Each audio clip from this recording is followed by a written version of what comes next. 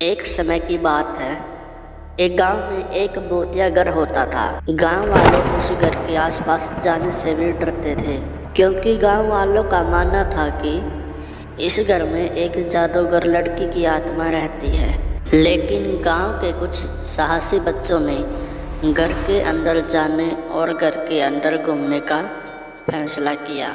बच्चे जब घर के सामने पहुंचे तो बच्चों ने देखा कि घर की सभी खिड़कियां खुली हुई थी। सभी बच्चे घर के अंदर खिड़की के रास्ते चले जाते हैं। सभी बच्चे अंधेरे में घर के अंदर चारों ओर देखने लग जाते हैं। लेकिन कुछ समय बाद घर की सभी खिड़कियां बंद हो जाती हैं। बच्चे यह देखकर डरते हुए कांपने लगते हैं। अचानक वह जादूगर लड़की की आत्मा बच्चों के सामने आ जाती है और जोर जोर से हंसने लगती है और कहती है, अब तुम मेरे बंदी हो, मैं किसी को भी जिंदा नहीं छोड़ूंगी। और डर के मारे कुछ भी समझ नहीं आ रहा था, लेकिन वे फिर भी हिम्मत नहीं हारे और एक साथ मिलकर बाहर निकलने का रास्ता ढूंढने लगे। और ढूंढते ढूंढते एक बच्चे को एक पुरानी किताब मिली, जो एक जादुई किताब थी। उस किताब में एक जादुई मंत्र लिखा हुआ था,